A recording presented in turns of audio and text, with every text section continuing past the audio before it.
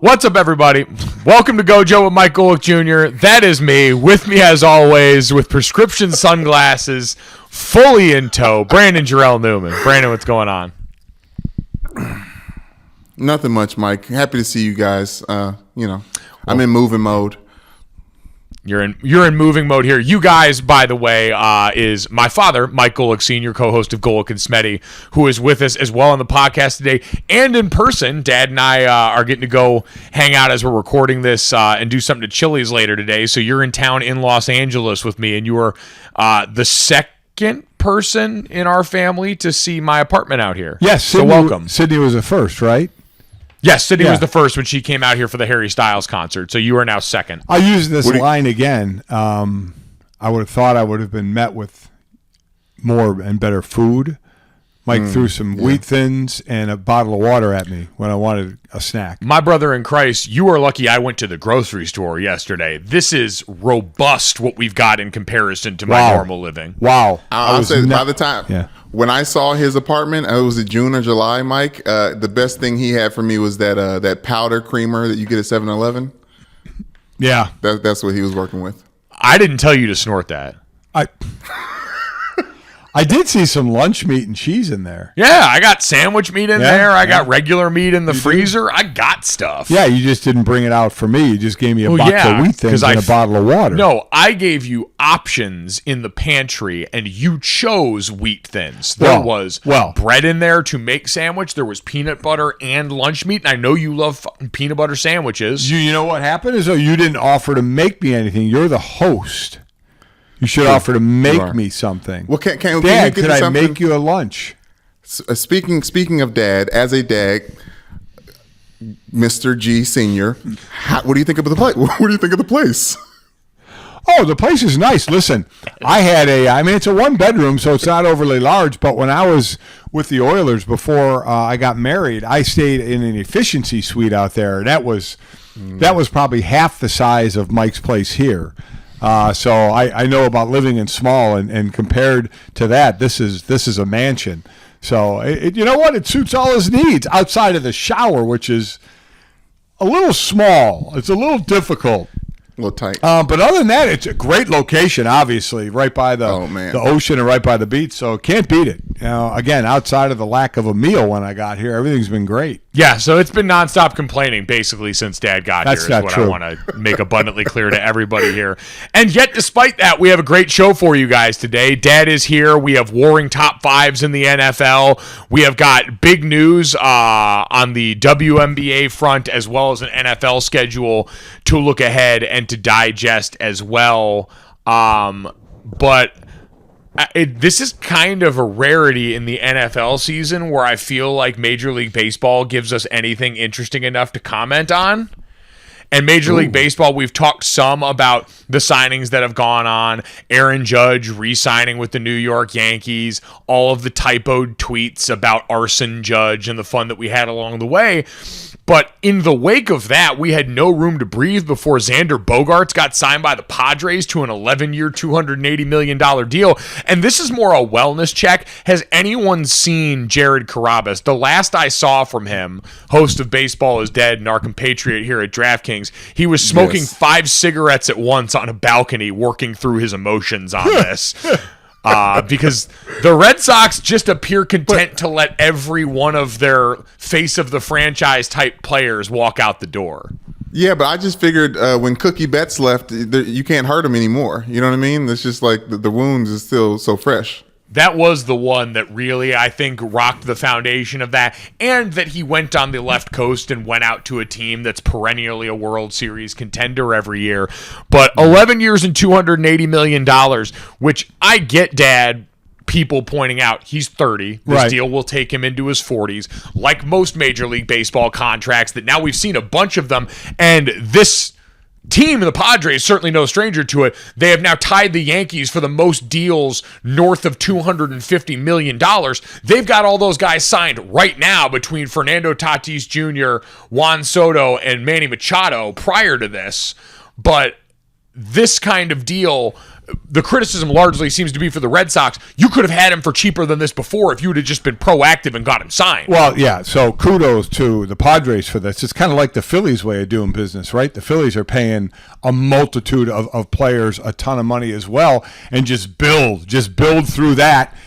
I'm not a fan, though. We started seeing some of these deals for 25, 26-year-olds, which I understand a lot more.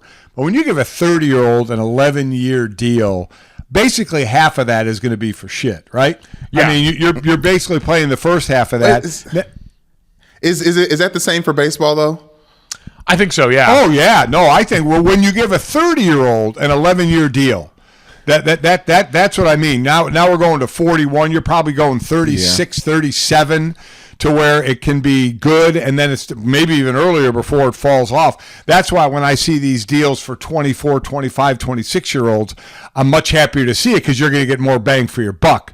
You know, giving a guy a 10-year deal who's 25 as opposed to an 11-year deal who's 30, where you're just going to end up eating a lot of that. Yeah, I will say, though, this goes to a conversation that I saw being had on the NFL's internet about the value of one championship because we had someone from Pro Football Talk poo-pooing the Rams' decision to trade for Matthew Stafford, even though it netted them a Super Bowl. And I saw people pose this idea of, well, would you like to win one Super Bowl and then finish in last for the next 9 years? Just talking about aggressive moves that we've seen, that fuck them picks mentality that's become prevalent among some circles in the NFL. This is essentially that idea. They're not worried about what's going to happen in 11 years. This Padres team has decided they want to be relevant. They're willing to spend bottomless sums of money on acquiring, in some cases, young talent in the prime of their career, and in cases like this, Xander Bogaerts, who's got some of those years left now, because they want to win here in the next 3 to 5 years. And as a fan, I don't know what you wouldn't love about that strategy. It's why Red Sox fans are in shambles right now, because they believe they could have had this guy for much cheaper and kept him around. And the Padres knew, hey, we're going to have to pay up a little bit to get this guy out here. But they knew they had the money to spend because they had tried to get into the Trey Turner sweepstakes, and that didn't work out. He ends up in Philly. And they tried to get in the Aaron Judge sweepstakes, and that didn't work out. He ended up staying in New York. There was a group a while back that became popular on the sneaker internet that basically tried to convince people, if you missed out on a drop, donate that money to charity because you already were getting ready to spend it. It was money that you had allocated elsewhere, and so just take that money you had ready to go, that $250 you were going to drop on a pair of fours, and now all of a sudden put that towards a charitable cause. Same concept without the charity here is, well, you were going to spend this money somewhere on one of these guys. You're in the stage where you want to be young and interesting and have people look at you and potentially be good. And so the Padres just decided, fuck it, we were going to spend this money anyway. We will give it to this guy, and we will blow the Red Sox offer out of the water, as it sounds like they were almost $100 million over what the Red Sox were willing to offer. Isn't that amazing? And you're right, fans don't care. It ain't their money, you know, so go for it now. They got to be happy with the Padres in what they're doing, because it's just been in a few years they've done this. I mean, you got to go back to 2016, but last time the Red Sox had 4 players, you know, the power players, the Mookie Betts, the Jackie Bradley Jr., the David Ortiz, and Dustin Pedroia. You know, so it seems like forever ago, right? Yeah, but also not that long ago. No, where you saw a lot of those young guys out there doing cool guy handshakes in the outfield, and now it's gone. But that's what the Red Sox are living. They're living in the wake of their championship runs, are they not? They are, but it was also, you know, Heimblum coming over here and deciding to manage a little bit differently and not wanting to go out here and getting into a lot of these bidding wars with other teams necessarily in that way. And for you to now have 2 guys that looked like face of the franchise type guys, young in their career, to walk out of your building, that's a blow. And I get it. You've won a bunch recently, but it doesn't feel like this had to be mutually exclusive, where it was you were paying for the sins there. This was just because of some sort of stubbornness or hard-headedness and not wanting to do this deal sooner. I don't know. Yeah. I wonder too if the Padres are done or if they're going to bring in more, you know, and really, really go for it. I haven't looked into this. At Gojo Show on Twitter, where do the Padres get all this money? There's so much money. There's a lot of money. They say that about everyone in San Diego. It's a fair point. Hey, La Jolla, it's like, well, where do people work? Like where's this money? Dr. Seuss, did he just like give the money to the city? I will say, speaking of Dr. Seuss, I thought of the children's book when you give a moose a cookie. When Dad said, "When you give a 30-year-old an 11-year deal." I mean, my God. Again, like I said, the fans don't care, and I agree with you. This is about immediate gratification. Yep. But man, that player got long-term gratification right there. Yes, exactly. Because it sounds like was a big part of it. I think years was another one of the differences with the Red Sox deal and with this one. So there were a few things there, and for the Padres, they basically signed a bunch of guys that play the same position. It sounds like Fernando Tatis Jr. is going to go play right field now as they shift everyone around this coming year. He'll be coming back off that PED suspension. And so you're going to be, again, one of the most interesting teams in baseball. It's pretty incredible. And not only one of the most interesting, Mike, one of the most fun. Like, they have characters on their roster, and I think that's important with the shift that's happening in baseball right now. Like, the poor San Francisco Giants that was just like, the dangling carrot to set the price for Aaron Judge. Like, it's sad to see, but we weren't. It'd be hard to just go see one person like Aaron Judge with the Giants. Like, but somebody, another addition to the Padres already all-star roster. And you already have, for the fan experience out there, Petco Park is a banger. That place is always lit up, always a great time. It's Gaslight District. Well, and listen, in that division, you've also got to do a lot to stand out because you're going up against the Giants, you're going up against the Dodgers, and so there's all of that you've got to contend with at the same time. So I just thought it was wild to see in the middle of a week in week 14 of the NFL season, Major League Baseball able to cut through with a signing that really kind of rattled a lot of people. Part of it is because the Red Sox are one of the principal fan bases and organizations we think of in Major League Baseball, and to see their fan base now in complete disarray. And again, if you've seen Jared Carapaz, please say something because we're worried about our friend, because I saw he wasn't showering right now. He chain smoked 5 cigarettes at the same time. This man is going through it. Yeah, I mean, listen, the last couple of stars that, Bogaerts being one of them, Mookie Betts before that, dealing him to Los Angeles. So, I mean, just not being able to extend these guys and hang on to the talent, that's got to be difficult, especially for a town that got so spoiled to championship parades. I mean, if you are in your teens in Boston, you have been to a number of championship parades in the different sports. And so it's got to be very odd when you see those great players now leaving town for greener pastures. And by greener, yes, I mean richer, more money. Well, I think the reason it cut through, Mike, the universal question of the value of a championship is just so interesting. Like, I mean, me being a Ravens fan, the 2012 championship and 10 years later, still trying to prove that they're relevant in some way, shape, or form. But I think there is a number and a value on it, especially for these teams like the Padres. What is $100 million to them? Is that like one adult dollar in the Major League Baseball world? Yeah. Well, and it's also too, like you said, it's the value of a dollar. In a vacuum, I've seen most Red Sox fans say, yes, of course they wouldn't want to pay this contract amount for this player, but it's not a vacuum. You could have had Xander Bogaerts for a lot less if you had been proactive on this, done this deal before last season, any spot along the way. And so that's the difficult part to process right now. And to Dad's larger point about the Boston area, you had the Patriots doing very well for a while. That's not so sweet right now outside of the defense. You obviously had the Boston Celtics are doing great. The Bruins right now, 21-3 to start the season. So they're a wagon. All things aren't bad. Hey, listen, Boston fans shouldn't be too upset. You got, Masataka Yoshida, 5 years and $90 million. Where's Carabas talking about that one, right? Yeah, I say, listen, that's the thing. I saw him all happy about that before, and they were celebrating high, and then, and the other part is too, all the reporting out of Boston was, this deal's getting done with Xander Bogaerts. We're at the finish line. It's any time now. And then the Padres missed out on Aaron Judge, and they're like, hey, we got monies. You like monies? We got monies. So, Major League Baseball. I have to say Jason Tatum is probably the MVP favorite as well in the NBA. So yeah, I mean, they beat the absolute unholy shit out of the Suns the other night too. That game, they were pulling starters in the middle of the third quarter. So you got plenty of good stuff going on, Boston. No one's ever going to cry that many tears for you. Though I will say, did you see some of the quotes from they asked other executives around the league about the 5-year $90 million they gave to Yoshida? And here were the replies. I have nothing to say. Overpay for me, too rich in my opinion. I have no idea. I wish them and him luck. We thought he was worth less than half of that. I have no words. Those are 5 or 6 different executives around the league talking about that. Maybe pick up a hobby during the summer. Boston's a great place to run outside. There's plenty of activities. It's an incredibly active city. You're near the water, and you've got your health and all of these other great sports franchises that we talked about. The biggest news in the world of sports today does feel like it came involving Brittney Griner. Yep.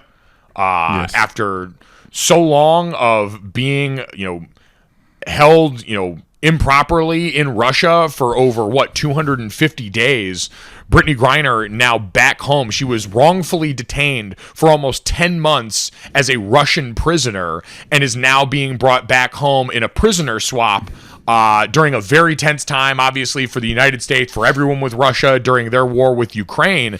But Brittney Griner now coming back home, and just on a base level, I saw Chiney Ogwumike, obviously friend and former partner on the radio, the WNBA, celebrating this monumental occasion for someone who they all worked really hard to keep at the top of conversation and keep at the forefront of all this.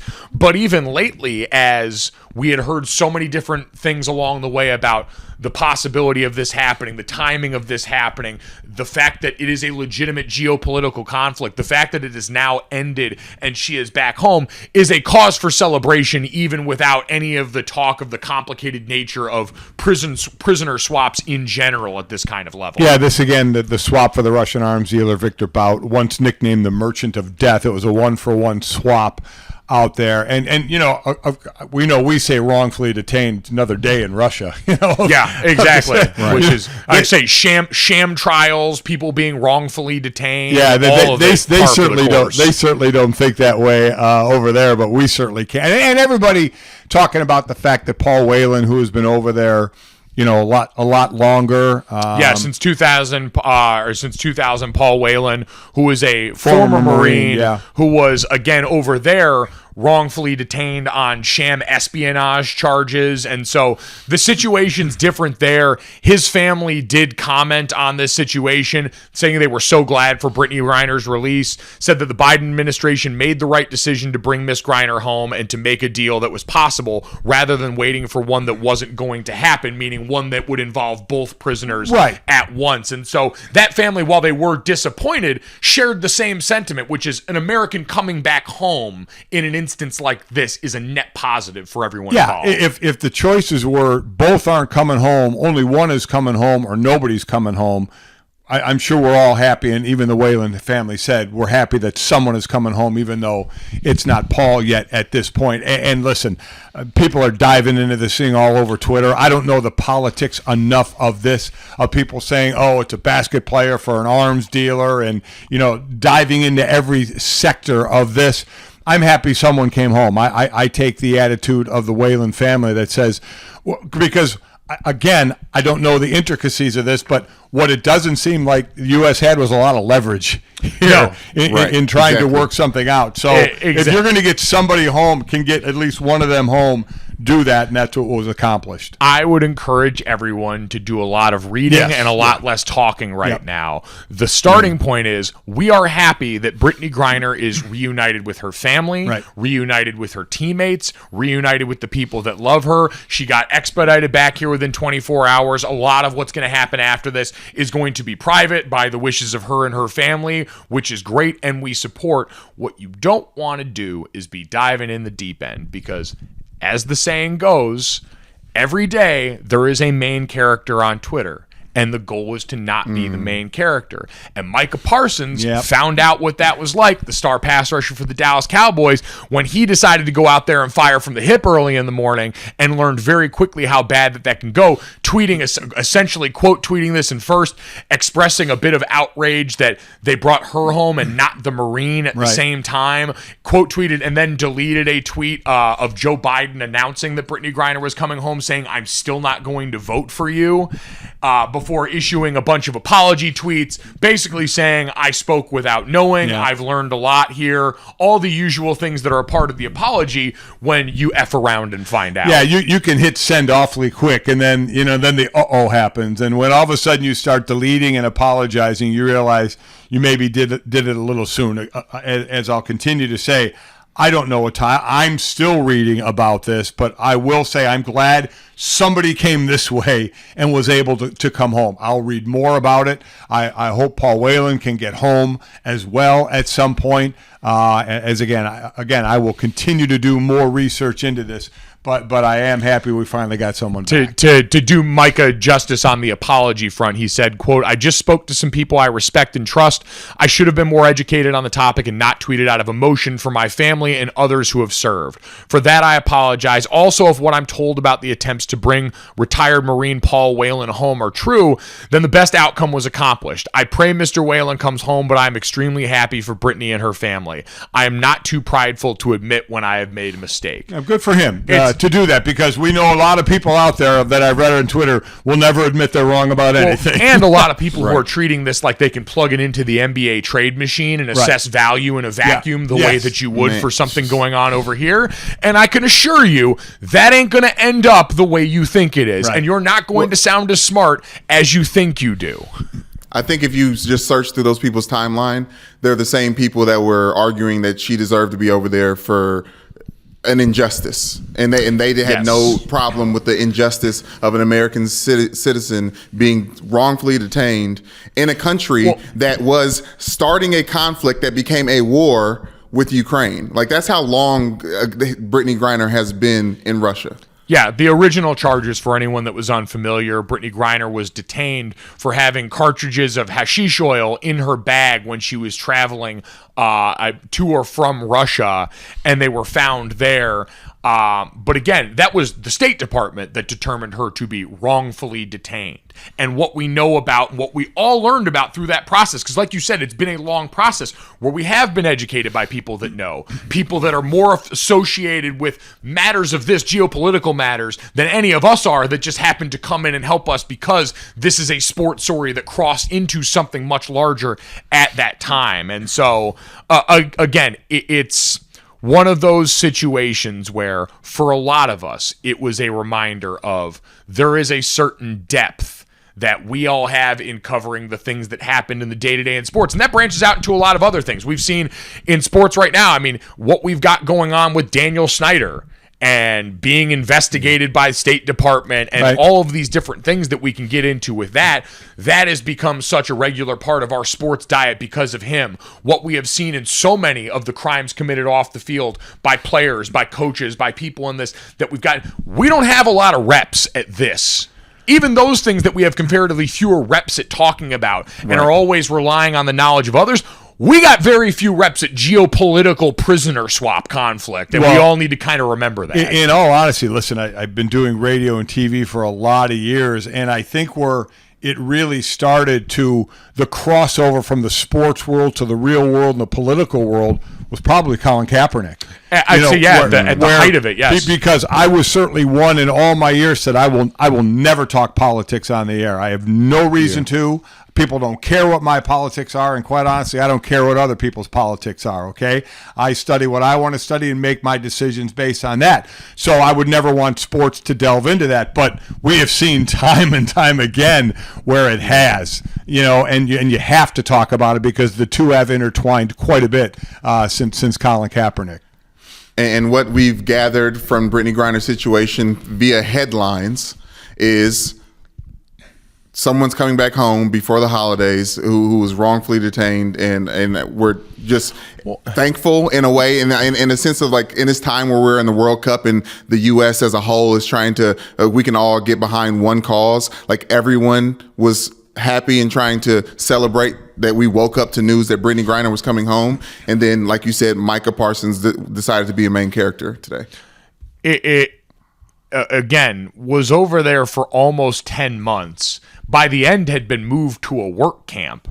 It was eventually, when Brittney Griner has time to go and be with her family and process all this, I'd imagine at some point there is going to be a conversation that she has about what that experience was like. Maybe that day never comes. Maybe this is something she wants to shove so far in the past, but I think that will be a very illuminating day for a lot of the bad actors who have come out and tried to use this moment as a political conversation to further their own ends. All the things that we usually see from people, bot Twitter, all those places that come and want to try and make this thing and turn it into a larger conversation about something it isn't. But two things. First, again, she admitted she possessed the canisters but had no criminal intent, and their presence in the luggage was due to hasty packing.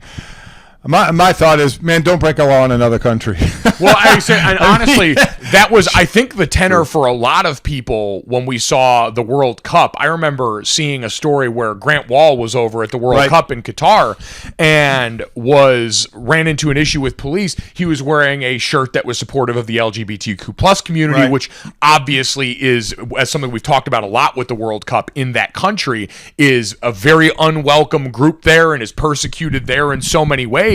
And Grant, trying to make a point, wrote about that whole experience, and there were a lot of us over here going, we've kind of seen how badly this can go, and I understand the argument and the point that you're trying to make, and further about the way that disadvantaged communities are treated in that country and why we shouldn't be doing business there, and why a World Cup shouldn't be there. But we've also seen how poorly this can go and how quickly your freedom can be jeopardized in a very real way. And while to some extent it's admirable, it's also like, all right, we have a very recent example of how bad this can go and how many lives that this can affect. Why would you want to put yourself into that situation? And so I'm sure, again, the WNBA players have been going and playing in Russia for a long time. Yes, it's been well documented. The oligarchs there, they pay big money to go out there. Sports washing is something we've talked about a lot with Live Golf. That's always been a big part over there. But for WNBA players who have comparatively fewer lucrative opportunities, the recent CBA and the WNBA has gone a longer way in compensating these women the way that they deserve for the job that they're doing. But for a long time, you weren't making enough money in the W to be professional full time. Had to go so overseas. these players had to go overseas to certain places. And I'm sure for a long time, traveling into those places has been pretty comfortable for women's basketball players that are rock stars over there. They love women's basketball in that part of the country, the people that are paying out all that money. But when this happens right around the time where there's a war, right around the time where all of a sudden the U.S. and Russia are once again at odds, you find yourself at this crossroads that makes that a very bad time to maybe be traveling like you always had leading up till that point, or just, being forgetful or doing something that, is against the law in that country. And the second thing I was going to say is somebody's getting that interview. I wonder who it's going to be. Who's somebody's getting that interview? That sit down with Brittney Griner. Well, that's the thing. I'm not trying to minimalize what she went through, but that's my head was like somebody's getting that book deal. Like I think there's a reality to, like you said, Mr. G. Like there was no leverage there. No. So like this was a huge win because in this us putting on our little political hats, like in the time of war, she became a chess piece or a pawn. She was a pawn. Exactly. So a political pawn, and I think there's a lot of people here on the U.S. soil that want to hear what that was like for her. Yeah. I think it'll be eye-opening for a lot of people who, for them, it was out of sight, out of mind. The women of the W fought so hard to keep her top of mind, especially when they were playing basketball, to make sure that her name was continually said. And for a lot of people, they just knew she was over there. And at some point, while you shouldn't need it, for a lot of people, I think that'll be very instructive about what that actually was like day to day for almost 10 months of being wrongfully detained in a foreign country, and especially in a country right now that's embroiled in all the things that we've talked about here. I promise we will get to actual football at some point, but man, the day for off-field stuff, I did want to touch, we mentioned it, what happened with Daniel Snyder. And the investigation here. The Washington Commanders owner, according to a House of Representatives Committee on Oversight and Reform report, permitted and participated in the team's longtime toxic work culture, and obstructed a 14th-month congressional inquiry by dodging a subpoena, working to dissuade and intimidate witnesses from cooperating, and claiming more than 100 times during his testimony that he could not recall answers to basic questions about his tenure as the owner for this team. And we're not used to, like, at some point, I think for a lot of people, it can become white noise with all these legal terms that get thrown around and the fact that you've got big government involved. I just want to set it up like this so we can show exactly what Daniel Snyder is. Because I think at this point, most people, Washington Commanders fans, NFL fans in general, want this guy gone. Yes. And just the kind of attention that Daniel Snyder has gotten. As this committee finishes its work, the NFL is busy conducting a second investigation of Daniel Snyder, this time led by former SEC chairperson Mary Jo White, Securities and Exchange, not Southeastern Conference. And the Attorney General of Washington, D.C. has sued the team, the NFL, and Goodell on allegations of financial improprieties related to season ticket deposit. And ESPN reported last month that the U.S. Attorney's Office in the East District of Virginia has also opened up a criminal investigation into financial allegations on the same day that Dan and Tanya Snyder announced they had hired Bank of America to explore potential transactions and all options about selling the team. That is what this person has brought to the table for the NFL, in addition to botching enough deals to not be able to get them a new stadium as they play in a shithole, a legitimate shithole. Yeah, they do. That almost cost Jalen Hurts potential weeks last year when a banister collapsed near the Eagles star player jogging off the field. He's needed to be gone for so long, but I don't want this to just be white noise by the wayside. This is yet another group of people with time and means to look at the situation that said Daniel Snyder has at every step of the way tried to thwart people looking in at this, has been accused of hiring private investigators to tail members of his organization, to tail the commissioner of the NFL to find dirt on them, and then when pressed on it, was on his yacht trying to dodge a subpoena, and then gets in front of them and finally has to testify and hits him with an I don't know every chance he gets. Yeah, listen, and the tentacles are spreading even further. The congressional reports citing allegations of harassment and abuse against several other teams say the NFL has put the interest of league owners ahead of NFL employees, failing to protect them or ensure that victims can speak up without fear of retaliation. So this is growing now to the NFL cover-up. Everybody wants Snyder gone. He's going to sell the team at some point.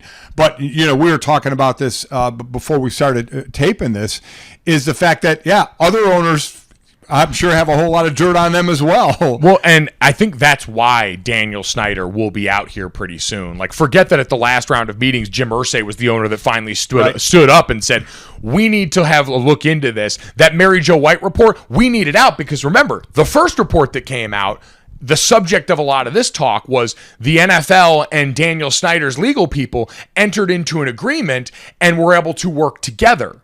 And so now all of a sudden, that first report never sees the light of day. We get a summary, but we don't get to see the documents and all that. We have all those emails that ended up taking down John Gruden in Las Vegas, and then the other how many tens of thousands never see the light of day. And it all looked like people that had something to hide. And then you hear all these rumors about Daniel Snyder hiring these PIs to try and get dirt on the commissioner, dirt on the other owners. It all seemed like a group of people that wanted to try and minimize the damage on this because they figured others involved had similar dirt. And I think that's exactly why now on the other end, as the fire rises on this and more people want this to be done transparently, they're going to carve out that one person and call it the cancer so that the rest of the league can avoid having to reckon with the things you mentioned. And again, Snyder sent a letter to the league, to all his fellow owners saying, I never did that. I was never searching for dirt on you guys. But we know that owners club is a hell of a club, and Snyder is going to be one less owner in that club very soon. I don't think there's any doubt about it with the garbage that was going on there. I mean, it's such a coveted club that someone who isn't successful in the club has this track record. You know what I mean? Like, this is the type of things that you put up with someone who is succeeding. Like you hear, you know, like you would, I don't want to throw any names out there, but like there's no benefit to having him a part of the NFL brand, and he's shown that legally at this point in time now too. Well, and that's why it's always worth pointing out that a lot of this also goes back to they did find that financial impropriety where supposedly there was some misallocated ticket revenue that was being kept from the rest of the league. And once you start messing with the money, even if you think he might not be the only one doing that, when you get called out on that publicly, and then you've got one of the other owners, whether Jim Irsay acted alone or in concert with other owners and he was just the mouthpiece, cracking that open to the point where the commissioner said, no, this next report will be released and everyone will get to see it, there's going to be no running from it then. Because how many different places have to tell us the same thing about a guy before all of a sudden we look up and go, yeah, all right, you know what? Enough of this is probably close to true for us to go ahead and do something about this guy. You know, and what's amazing too is and I'm drawing a blank on the Clippers, Sterling. Yeah, Donald Sterling. You had Richardson with the Panthers, where nothing legally ends up happening to them, and they sell and make a ton of money. Right. I mean, make a ton of money. If nothing happens to them legally, then that's all they can do. That's it. Okay, I'll be out. And they're not part of the club anymore, something I'm sure they enjoy being an owner. Which for Daniel Snyder, someone who was a person who was one of I think the youngest owner in the NFL when he took this, was someone who was a fan of the team and always prided himself on that. So it's deeply personal. It is, but boy, what a parting gift, huh? Well, and I think that's the thing that people point to is also like, he's not losing out on anything. He's losing out on the ego boost. He's losing out on the ability to get what he wants at every turn, which is what this seemed to be about. Because all along the way, too, he has blamed Bruce Allen for all of the things and is trying to continually push the blame for the toxic workplace culture on him, the former president or football I forget what Bruce's title specifically was in the organization.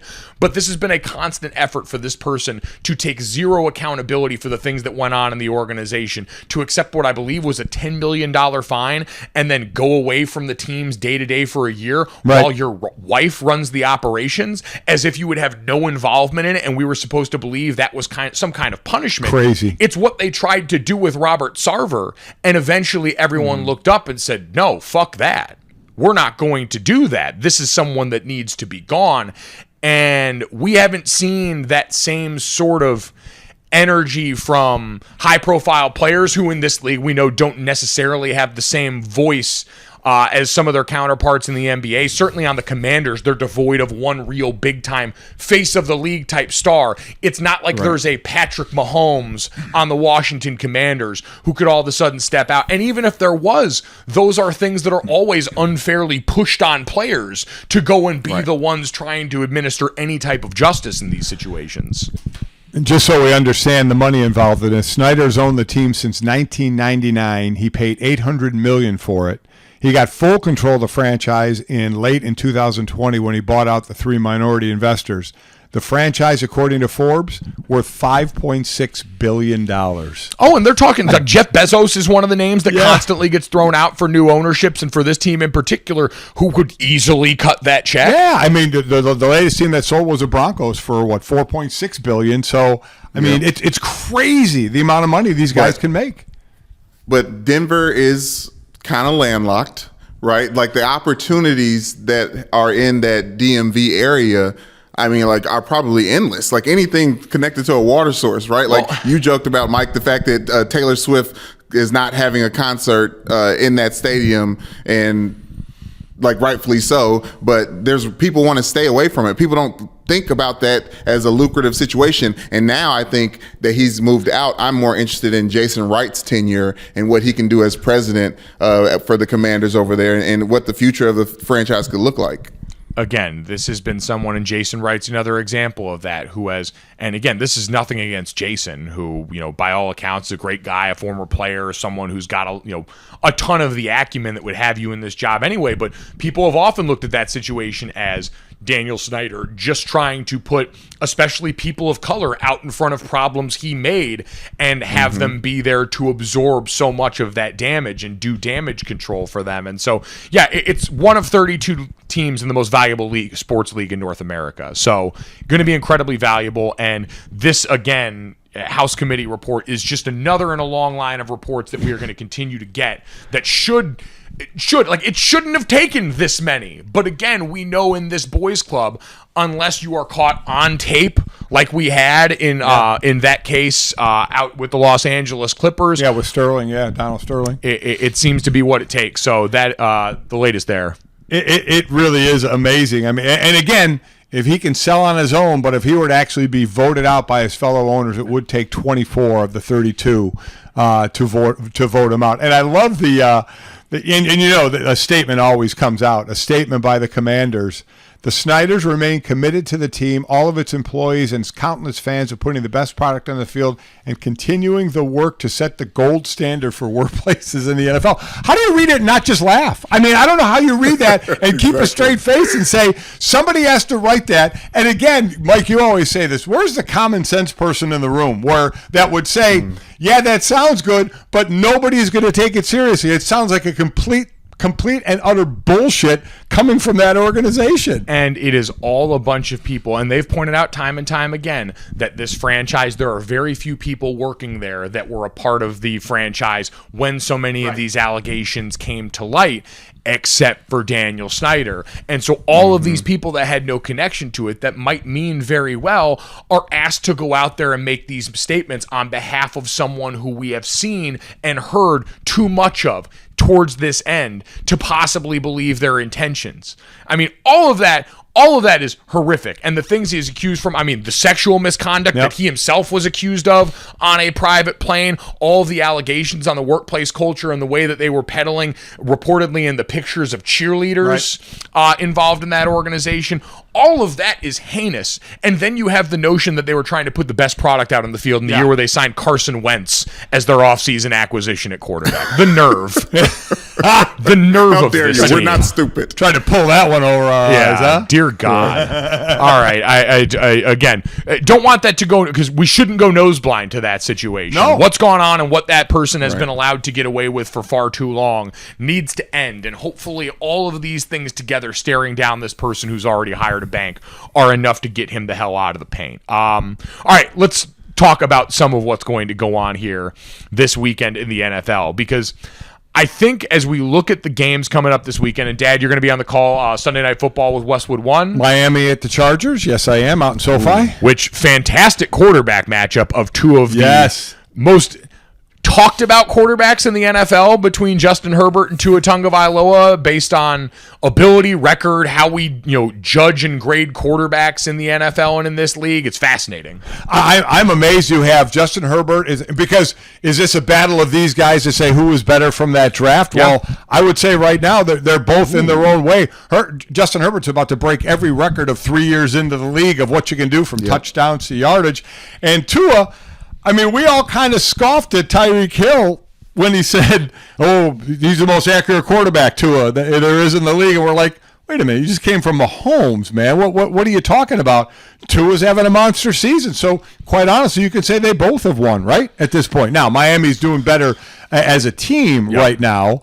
But you could say both these quarterbacks have won, and I think we could both easily say Herbert, we knew. Tua is the future quarterback for the Miami Dolphins. That was a question to be answered between like Miami and Philadelphia, right? Were Jalen Hurts and Tua going to be the future quarterbacks? And I remember saying when these quarterbacks were coming out, including Justin Fields, as top quarterbacks, I remember saying, name me the last great quarterback that played in the NFL coming from Alabama or Ohio State. And I'm still waiting, right? And now you truly have them. Jalen Hurts, Tua, Justin Fields. I mean, once they put a team around that guy, he's got to throw better from the pocket still. But, I mean, he is growing leaps and bounds. So now you are getting some Alabama and Ohio State quarterbacks who are producing well now in the NFL.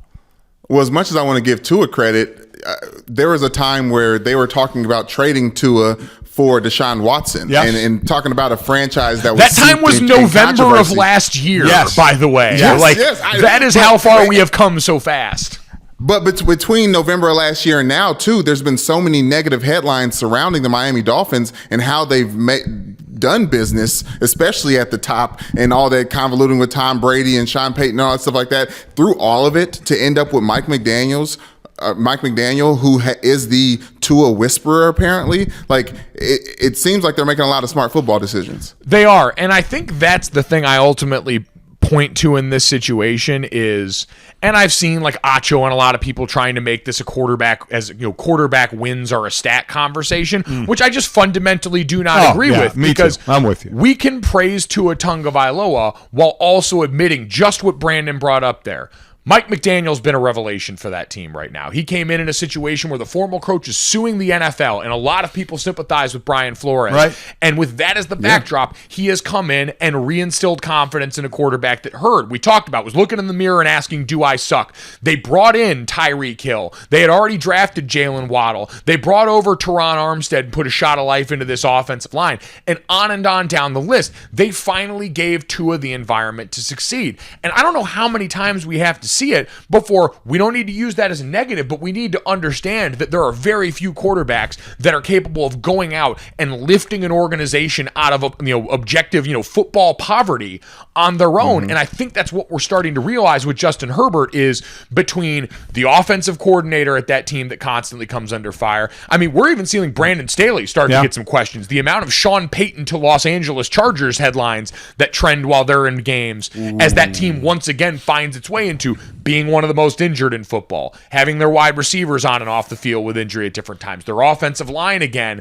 Justin Herbert is a freakish talent, so much more physically talented than Tua Tagovailoa. Yes. And he is in an environment where, yes, Mike Williams when healthy and on the field, Keenan Allen when healthy and on the field, Austin Eckler in that backfield are great.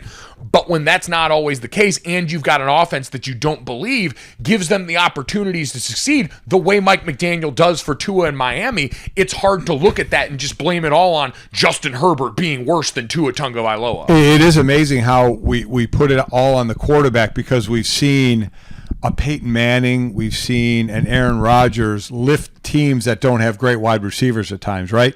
So people see that and they're like, well, if you're a great quarterback, that's what you can do. I don't want to hear in Miami that they don't have a great wide receiver. Tua should be able to get it done. I don't want to hear at other places that seem to be the norm when quite honestly, the norm is more have a great quarterback but build around them. I mean, give them some weapons and see what they can do. And you see Tua, I think Tua gets a little more affected mentally than some other quarterbacks because you saw his play after the trade deadline when they knew Deshaun Watson wasn't going to be a conversation anymore. You saw what Miami was doing at the end of the year. They were playing well, and Tua was playing well. Yep. He didn't have that hanging over his head anymore. And then Mike McDaniel comes in, and Tua is still questioning his own ability. So Mike McDaniel gets a 700-play reel for him to look at that says, no, dude, you're good. You're good, and we're going to build a team around you. I think too many people try and make it sound like if you build a team around, the quarterback isn't as good because you had to give him weapons. Well, shit, that's what it's all about. Right. I mean, build a team up, give some – wait till if Chicago ever does it, gives Justin Fields some weapons. Let's not forget Joe Burrow's first year without Jamar Chase. Well, not that he wasn't good, but he wasn't the Joe Burrow that was at LSU. Well, and he also got hurt that year because they couldn't block for him. Protect him. And you're right. He's got two legitimate number one wide receivers, even when he didn't have an offense. Now, Joe Burrow's come the closest of anyone we've seen recently of being able to make true chicken salad out of chicken you-know-what. But even think back to Patrick Mahomes and the environment that he walked into in Kansas City and how healthy that was. He was a first-rounder who did not have to start right away. He also had the benefit of Andy Reid's coaching and Eric Bieniemy and Matt Nagy before him and all of these people that were there to put competent weapons around him, to have quality players around him. He walked to an incredibly healthy environment when he got over there. And now we're at the point where they can make decisions because they know he can overcome it. Tom Brady coming in as a late round pick in a Patriots team that was defined by defense. Ben Roethlisberger coming into the same environment in Pittsburgh. There are a lot more of those quarterbacks that are great that have to come in an environment where they're not expected to be the guy doing it all by themselves, the way like a Trevor Lawrence is right now in Jacksonville. Well, look at a Josh Allen, who we love Josh Allen, but it sure as hell picked up when Stephon Diggs came there, didn't it? I mean, give the man, some help out there, and boy, look what they can do. I think it just makes it even a stronger case of what a great quarterback they can be. And I get it. not having no known wide receivers and Peyton Manning still throwing for a ton of yards, or no first-round wide receiver picks for Aaron Rodgers, yet he still makes it happen. I get it. But, man, I still think, you can't just rely on that and say, oh, you should be great no matter what. It doesn't matter who's around you. Bullshit, man. Let's get some really good players around you. And to bring it back to Herbert, I don't think he would be at this position where he's about to break these records if it wasn't for Keenan Allen, one of the most disrespected wide receivers, or like underutilized, or not under-respected. And then, there's a lot of chunk yards over there that he's been dealing with since he got to the Chargers. They have been created, I think, in a lot of people's mind, in spite of the plays that have been called at certain times.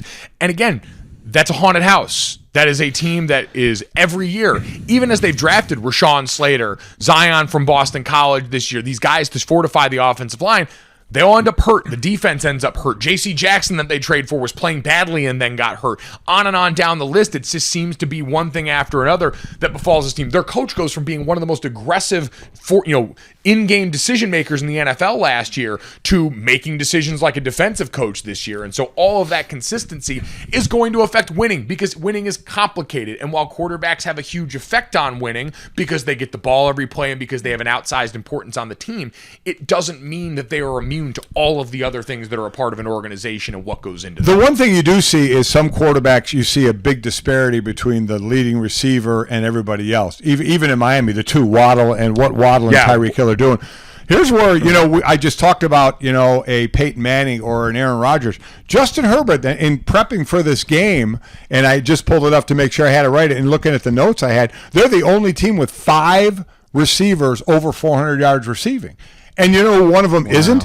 Wow. One of them isn't Keenan Allen because he was injured. Yeah. So it's the likes of Joshua Palmer and Austin Eckler and Mike Williams and DeAndre Carter and Gerald Everett. Those are the 5 who we know Mike Williams really well. And Eckler reminds me of, again, a Marshall Faulk of running out of the backfield, and what a weapon he is splitting out of the backfield and catching the ball out of the backfield. But Herbert is spreading the ball around.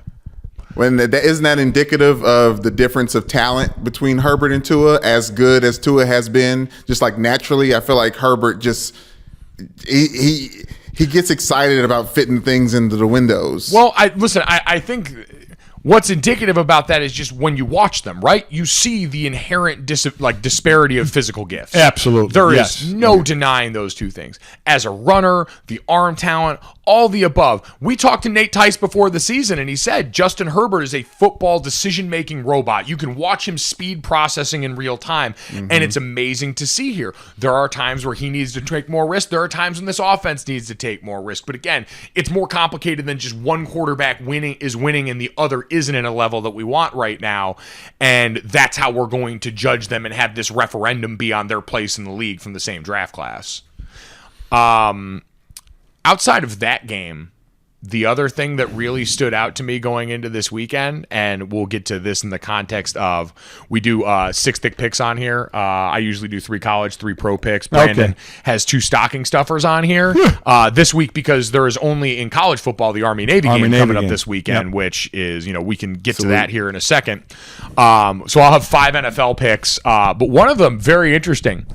The Vikings going on the road against the Lions are 2-point dogs. Isn't this amazing? And remember the last time on Dragon Ball Z when we had this, when they were dogs against the Cowboys and got boat raced. Worked. I still think there's many people, and I think I still may be one of them, that don't buy in. As far as they have a record that shows you're one of the best in the NFC, but do I think they are? I put Philly ahead of them. I put Dallas ahead of them. Hell, I certainly had San Francisco ahead of them, and I still may, even with Brock Purdy, a quarterback, because of the talent they have on offense, the depth, and how great their defense is. You talk about the other teams I mentioned. Dallas has an excellent defense. Philly, an excellent defense. Statistically, San Francisco right up there at the top of a defense. Minnesota ain't that. No. Minnesota doesn't have that on defense, and a great defense will keep you in every single game. And they've got quality parts, right? Daniil Hunter, Zadarius Smith. They've got good pass rushers. Harrison Smith continues to just pick the ball off at a high level. Pat Peterson is having an absolute throwback season for him, physical ability-wise, when he's not slandering Kyler Murray on podcasts. But Dad, to your point about this team, too, I saw Mina Kimes pull this stat from Football Outsiders. DVOA is like their efficiency ranking for a simplified way of putting it out there. I look at all those letters and I keep wanting to text you and say, what the hell does this mean? Yeah. Defense adjusted value over average. Yeah. So, okay. it's adjusting for situation. So right. Down in and down out based on down and distance, based on time left in the game, based on score, what's considered a win on that play, right? So the same way on first down, when you gain 4 yards, that's considered a successful play when we're talking about stuff like efficiency. On 3rd and 1, if you gain 1 yard, that's a successful play. It's measuring the game with more specific context than just chunk yardage. Weren't we always doing that? Didn't we from day one think if you gained 4 yards on first down, it was good? We did, but the way I'm sorry. No, you're right. Yeah. But the way that we measured it with statistics, where a lot of times we were just doing bulk counting stats. When we measured offense, it was, well, how many yards have you gained overall? Ignoring the fact that you may have gained a bunch of those yards in garbage time when the game was out of reach. Right. That you may have been picking up a ton of yards because you're facing 3rd and 18s and you're gaining 15 yards on that backed up in your own territory. This just provides context for all of those and then rates teams accordingly. And so to that end, offensively, Detroit ranks 9th in offensive DVOA. Minnesota is 18th. Defensively, Detroit is 19th. And we don't think of good defense when we think of Detroit, at least especially not early in the season. Nope. Minnesota's 18th. They're 1 spot ahead of them. So to your point, they have not been as productive on the top end. And Football Outsiders has talked about this before. Big penalty disparity between what's called against them and what's called against other teams. Big disparity as far as turnovers. They've been great at taking the ball away. And so I think we look at that because this Lions offense is a fucking buzzsaw. I'm going to tell you what, the Lions are a team that if you're, because they're not obviously not making the playoffs, but if you have them on your schedule in the last few games and you're a playoff, possibly a playoff team and need it, like after the Vikings, it's the Jets. Yeah. Forget Carolina, and that's really it, because then they play Carolina, the Bears, and the Packers. But the Vikings and the Jets, they can have a real effect. I mean, that's a team you don't want to play. No. They got nothing to play for, but they're playing for Dan Campbell, and that is a team with where the arrow is going up. I'll tell you what.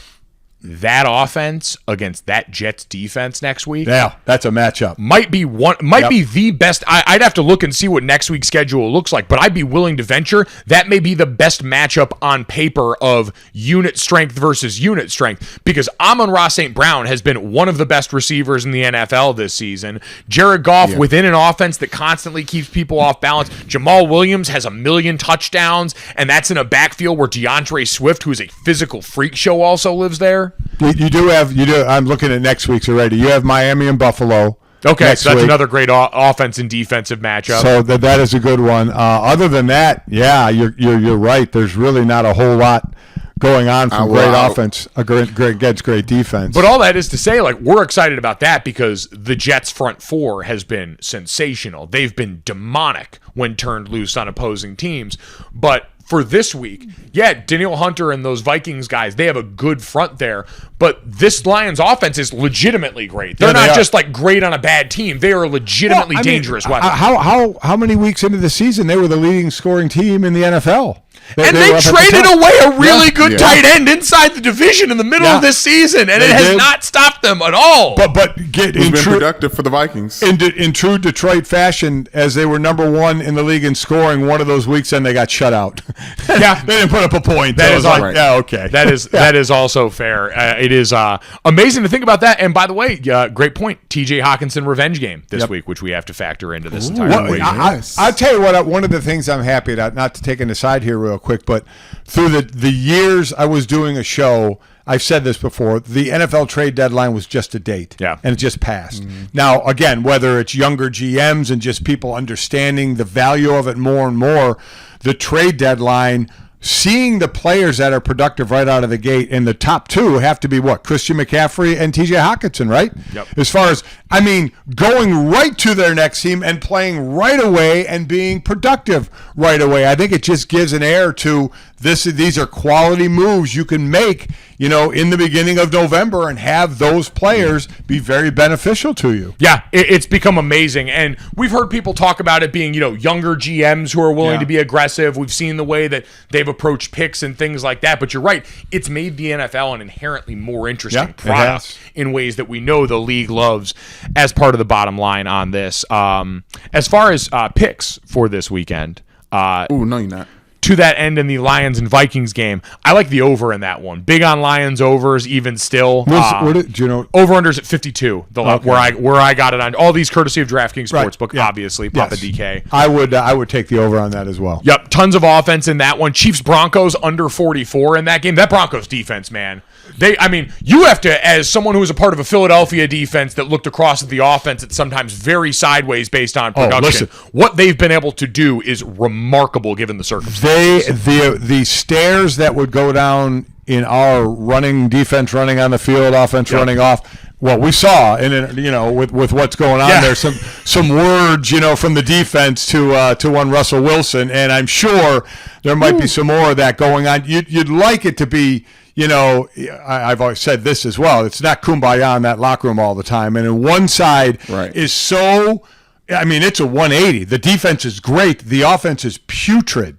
And throw that in for the fact that it's Russell Wilson. You finally thought you got a quarterback after Peyton Manning, and you went through all those duds. And this could be the biggest, by money-wise, it is clearly the biggest dud of all. It's not even a question mark. No, it's been horrific there. And so all that being said, Chiefs offense is great, but we saw last week against Cincinnati, it keeps showing up. Patrick Mahomes is incredible. Yeah. Structurally, they get a big chance. They ran the ball really well, but overall, they lack a true explosive playmaker right now that could dominate snap in and snap out. And with the way the Broncos are on defense, their offense ain't going to score shit, even against Kansas City's defense. And so the under seems incredibly in play. Thanks to that Denver offense. That was a game I was supposed to do Sunday, but they got flexed out of Sunday night.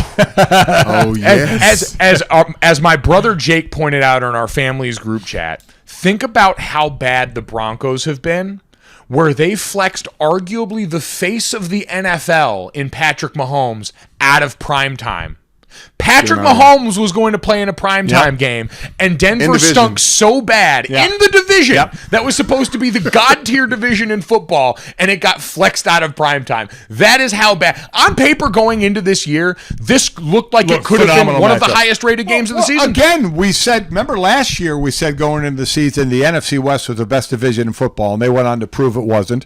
And this year we all said the AFC West was the best division in football, and they've gone on to prove that it isn't, and it's back to the NFC East. Oh, God. which is the best division in football now. Man, something NFC East and AFC East, right, both of them. Yep. The beasts in the East. Other ones in here, San Fran -3 versus Tampa. I understand Brock Purdy is a rookie. Tampa is big bad. Tampa is horrible. I'm taking San Fran -3 in that game and not thinking twice I wouldn't even look back on that one. Whether Brock Purdy can help them put up a lot of points or not, that San Francisco defense is going to destroy that Tampa offense. I mean, everyone's saying, maybe is Tampa back? I mean, look what they did last week. Remember, they came back, they had 3 points before they scored their last 2 touchdowns to win at 17-16. 3 points. I've covered them twice this year, and it's been horrifically pathetic both times on the offensive side. Yeah, do not pass go. Do not collect $200 at all. All energy towards San Fran there. Philadelphia -7 versus the Giants. It seems like we've seen the best of the Giants already this season, and this Philly team had their little stretch during the middle of the season where it started to slow down. I think this wagon is fully up and operational, and they're going to go out here and get this done by more than a touchdown against New York. I like that pick as well. Again, Philly's defense is just playing great now. Daniel Jones, while he's efficient, he's not a throwing the ball out of your mind guy. I think 11 touchdowns now. He's not turning the ball over a lot, I think, with 4 interceptions. Which was his big problem earlier in his career, especially fumbles. But he's stopped that a bit, but he's not going to throw for a ton of touchdowns. So it has to be efficient, and they have to live on the running game, and I just like Philly's defense. By the way, I saw they put Robert Quinn on IR, the Eagles. I forgot he had been there. He was one of the last trades that went on. And he was one that we thought, all right, building depth for the Super Bowl push here. Like, obviously, being on IR, I think it's, 4 weeks? 4 weeks. so he can still come back at the end of the year. But just in really the not been a name that's gone in and had the impact. No, that anyone quite honestly, what's been bigger is Linville Joseph and Ndamukong Suh, because they've been getting hurt up the gut on the run. Yep. So getting those 2 D tackles was going to help. Yep. Fusion dance between those guys equals 1 Jordan Davis. That's good math. Last one, because again, to get to 6, we needed 5 NFL picks this week. This was an interesting one. Carolina, only a 4-point dog on the road against Seattle. Really? Something weird about that, and I saw, this is one I fully will give credit to. I'm ripping this from Scott Van Pelt. I saw SVP pick the Panthers on SportsCenter. I thought, that might be interesting. I'll rock with SVP on this one. He seems pretty smart. There is no earthly reason that line should be that close. We know Seattle struggled a little bit last week, but that's a division game, right? Right. And even if the Rams are beat to shit, we know that's a division game. We know how haywire that can get. And so this Carolina Panthers team that just traded Baker Mayfield because they've cycled through so many quarterbacks, he didn't want to stick around anymore. That feels very odd, so I'll go Carolina +4 for no other reason than that shouldn't exist to begin with. Yeah, I'm going to still lean on Seattle on that one. Geno Smith, I saw him. He can get plenty of the treatment. That guy still playing out of his damn mind. Yeah, he is.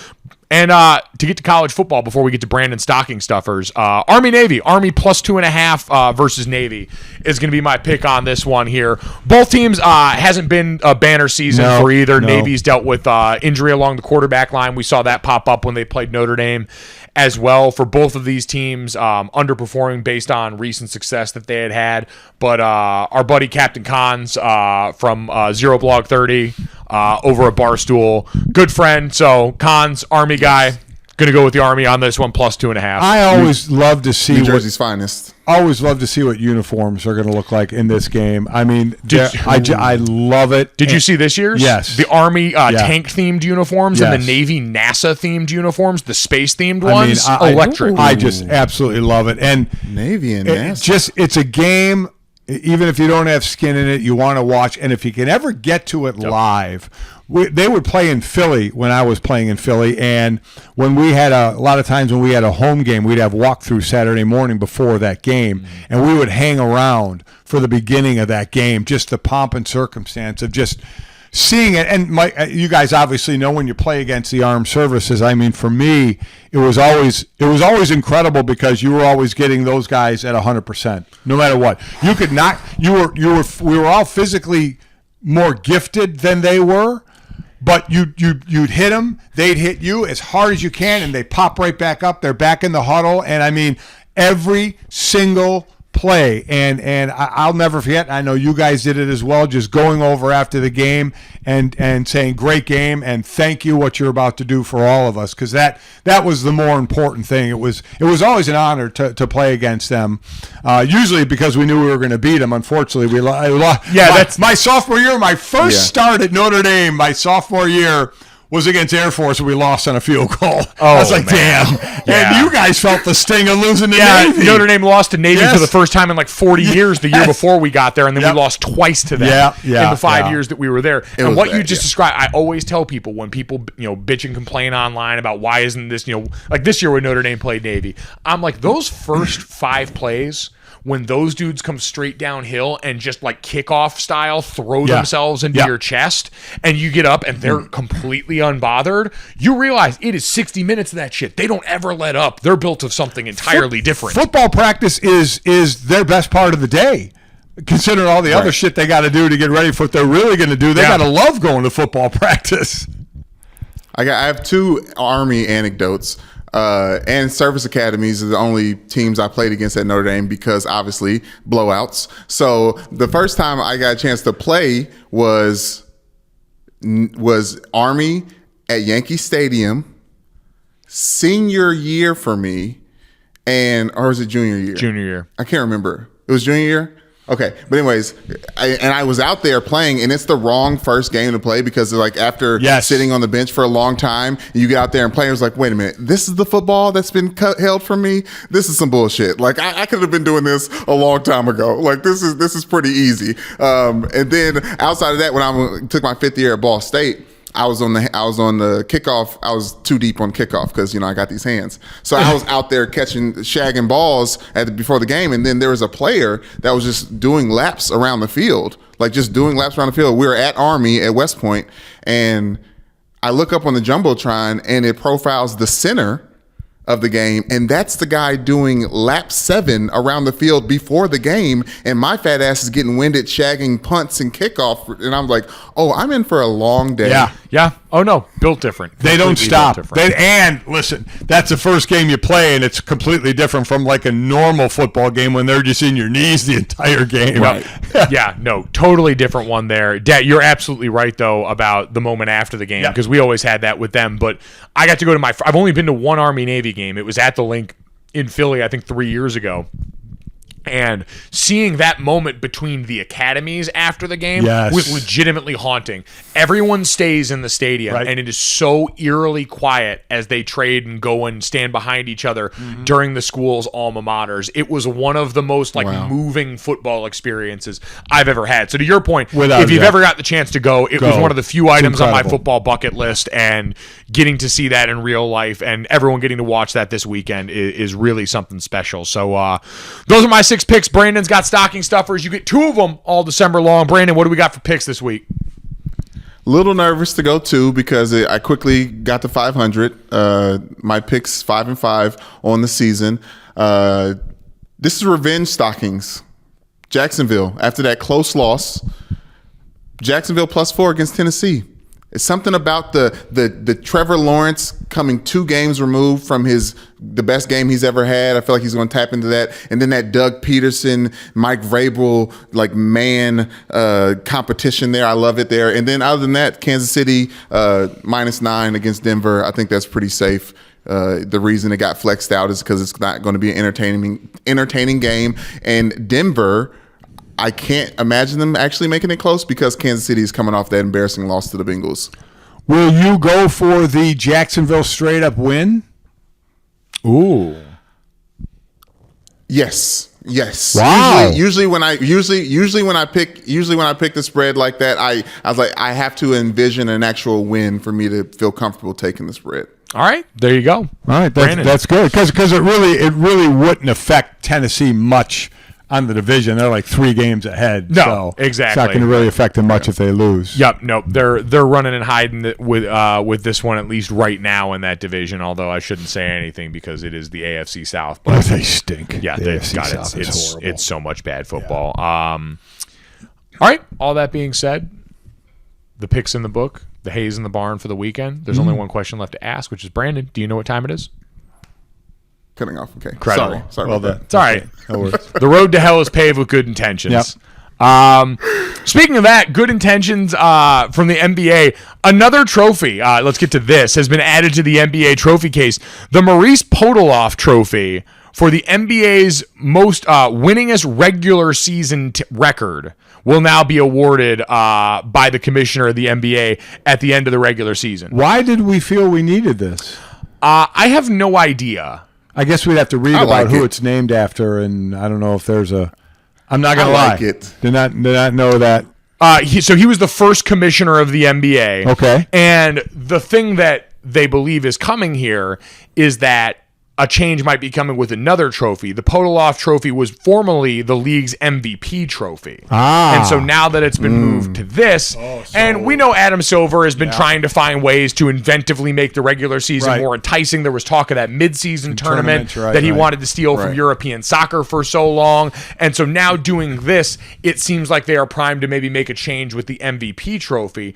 Now, I'm not sure where they would go with the name of that because we know last year for the NBA All-Star game, the All-Star MVP trophy has been changed to the Kobe Bryant All-Star MVP. Right. So I don't think they're going to go the Kobe route on that. Where are we going MVP? That's interesting of where that may go. Yeah, I'm actually not sure, and as I'm looking at an ESPN article right now talking about this, they offer no helpful explanation, and so I'm not sure I have one either. So every year you get obviously the top seed that has the best record. Now they get a trophy. They get another. I mean, this is truly it's not quite a participation trophy, but it's close. No, because not everybody's getting it. You got to be the top team.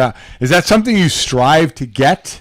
Well, I mean, this is essentially like a trophy that's given to the Denver Nuggets or the Utah Jazz every year before they lose in the second round of the postseason. How about it? So at least they have a parting gift, huh? Right. Well, I think of it as hardware to have a bigger excuse why you can't fire the coach. Because didn't Dwayne Casey get fired after like having the most wins with the Toronto Raptors that season? So like, how can you fire me, right? This is one of those sports where obviously seeding matters to an extent, but we've seen the NBA's regular season become less and less impactful on this end. The NBA has a lot of trophies here. Obviously, I didn't realize they changed the look of the Larry O'Brien and gave it a different base. You've got the Bill Russell NBA Finals MVP trophy. You've got the Eastern Conference Bob Cousy trophy and the Western Conference Oscar Robertson trophy. You've also got the Larry Bird trophy for the Eastern Conference Finals MVP and the Magic Johnson trophy for the Western Conference Finals MVP. You have got the Kobe Bryant MVP award for the NBA All-Star Game. And the league also started issuing division championship trophies, naming the Atlantic Divisions the Nat Sweetwater Clifton Trophy, the Central the Wayne Embry Trophy, the Southeast the Earl Lloyd Trophy, the Southwest the Willis Reed Trophy, the Northwest the Sam Jones Trophy, and the Pacific the Chuck Cooper Trophy. And this is a reminder that yes, the NBA has divisions, and no, I never remember what they're called. Never do. I was looking at the last couple of best record. Last year was the Phoenix Suns. The year before that it was Utah, and then the year before that it was Milwaukee. Oh yeah, it's a fair point. Yeah. So not always totally in jest here. Yeah. I'm just wondering which of those trophies is going to get renamed for the LeBron Trophy later down the line, or maybe a new one for him, like the most person that lied in a press conference when no one asked him about it. Wow, it is also very true. LeBron James, who embellishes his predictions in hindsight on an almost annual basis. Let's get to that. Pretty interesting for Notre Dame fans and people who have watched the Notre Dame football broadcast. Former Cowboys head coach Jason Garrett has emerged as one of the finalists for the Stanford head coaching job, according to ESPN's Pete Thamel. Wow. Jason Garrett's been working over at NBC, both on Football Night in America, getting ready in the pregame for Sunday Night Football, as well as the color analyst in the Notre Dame broadcast booth alongside Jack Collinsworth that just came together this year. Right. So he's a finalist for that, also alongside Sacramento State coach Troy Taylor, but it seems like this could be something that's potentially realistic. Stanford's a good gig, too. Great gig. I mean, it's a great gig if you like being comfortable in a nice, warm place. Yeah. That maybe doesn't expect you to go out and win like you're in the SEC. One of those, you can win occasionally, right, and then be down a little bit, and then win occasionally. Well, honestly, it is a question of what do they expect now? Because the run that they just finished, David Shaw is coming off of Jim Harbaugh revitalizing that program in a big way. They were 1-11 the first year that he got there and jump-started it. But David Shaw has been, will go down as one of the best coaches in Stanford history, if not maybe the best, based on what he accomplished during his time and what a force they were for so long during the 2010s. And so I don't want to minimize. David Shaw did an unbelievable job at Stanford that tailed off in recent years. And now in this world of college football that's so driven overtly now as opposed to under the table by the finances, you do wonder where Stanford sees themselves in the pecking order.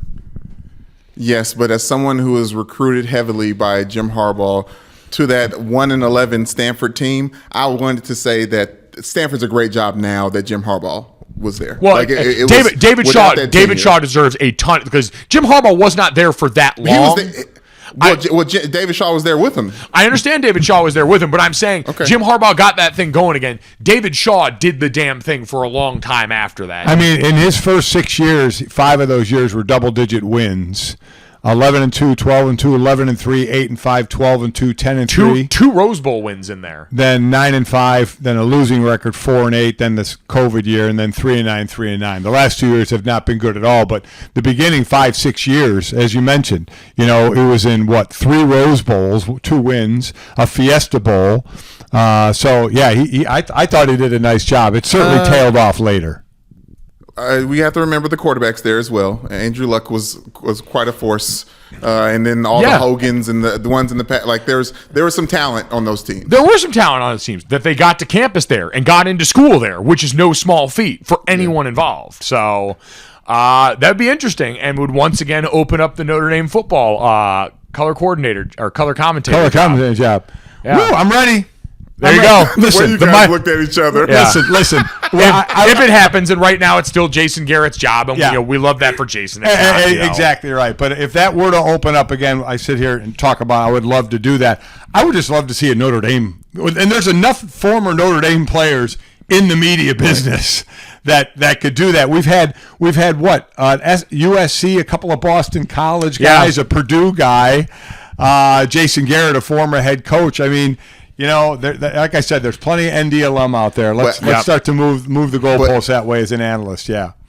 I'm hoping. I was going to say because Jack is there as a Notre Dame alum. I'm hoping that they won't think like that counts as getting a Notre Dame guy in there. No, he is a Notre Dame guy. Well, he is a Notre Dame. I was thinking more of a former player as an analyst. Yes. Type of deal. Yeah. I know a lot of people think that the main guy or the number one guy could be a Brady Quinn, but he is locked down at Fox pretty well there. With his morning show and with their college pregame show, which they got from ESPN, the Bear, huh? Yeah. Chris Felica heading over there. Yeah. Good for him. Yeah. Good for him. First Rinaldi, now Felica. Man, they're really picking at the core of the college game day machine right now. Good deal for them. I think it started a little bit earlier with Colin Cowherd and Skip Bayless, but yeah. But I'm talking about college game day. Neither of those guys were the part of that. Yes, for sure, yeah.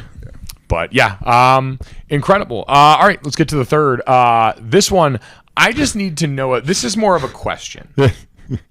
Because my dad sent us this text from UberFacts, and I understand that UberFacts, while old school verified, not new school verified, where you are verified for just subscribing to Twitter Blue, they are real verified, put out this tweet. McDonald's had to ultimately get rid of their spoon-shaped coffee stirrers because people kept using them to do cocaine. The trend became so widespread, at least in some cities, that a bump was referred to as a McSpoon. A McSpoon. And when you see the pictures of these little things, they do look like I am not someone who has ever used or currently uses cocaine. It looks like a great thing to do cocaine out of. We've seen enough of the movies where we see those people in the the Coke spoon, the Coke spoon that they have. It does. It looks like it. And someone retweeted it and said that the McBump. Oh my God. Yeah. Now, I don't want to get sued by McDonald's. That's why I'm just asking the question of I want someone to confirm what UberFacts is throwing out here and see if there is any possibility, because if there was any sort of story here, I would watch a 4-part Netflix documentary. I would too. How the McDonald's spoon became a McBump spoon. Yes. Because you don't see them anywhere anymore. They are gone. You don't. And that is now, for those that may have experimented, I have never tried cocaine in my life, so I would have zero clue about this. So yeah, I would like to actually know if it truly was used for that. It honestly just brings me back to just how innovative McDonald's has been this entire time. Like they were the first people that had the shakes for fast food restaurants. They were the first people that had the little lids. You could just like push the button to see like if it's a Coke or a Sprite. Like they've been leading those little coffee cups that they have now that are insulated. Like do you have any way to prove that they were the first to do any of those things? Yes. I mean, have you seen any documentary on McDonald's? I mean, no. Come on now. So are you saying that they invented the McSpoon for the McBump? I mean, I'm saying it's like all those Disney Easter eggs. Like McDonald's has some Easter eggs out there. They do. By the way, the little push down doppers on the top of the drink thing. Way better and more innovative technology than we ever give that credit for. The fact that you can identify your iced tea or your Diet Coke based on which one of those things is put down, incredible in the 90s. By the way, still don't like it, and we just haven't. Still don't like the paper straws. I know, man. And I get it. I know. Don't at me. I understand. I get it. I understand. But man, I don't like them. They updated the straw, but they didn't update the lid. Right, so the lid is still fighting against that paper straw as soon as it gets wet. So they need to update the lid. The liquid is fighting against the paper straw when it gets wet. The very thing it is there to help with is no longer getting the job done. So if the fine folks at McDonald's are as innovative as Brandon Newman says, then maybe they can get on something that's an alternative. But speaking of the shakes, the thickest straw you'll find in the game is at McDonald's. That is true. Yeah. That is true. That old McFlurry spoon that was also kind of a straw, that thing. Are you kidding me? It mixed the thing and then it just clicked off and then you could take it with you. It was genius. Oh, man. What a time to be alive. We hope that this was a time you enjoyed being alive today on this podcast. If it was, make sure you download, subscribe, rate, review Gojo wherever you get your podcasts. Leave us that 5-star rating and a review. Check us out on the DraftKings YouTube channel as well under the Gojo with Mike Golic Jr. tab. Make sure you download, subscribe, rate, and review Golic and Smetty wherever you get your podcasts as well, and check them out on that said same YouTube channel. Thanks so much. We'll talk to you guys Monday. Bye. Boom. Money in the bank.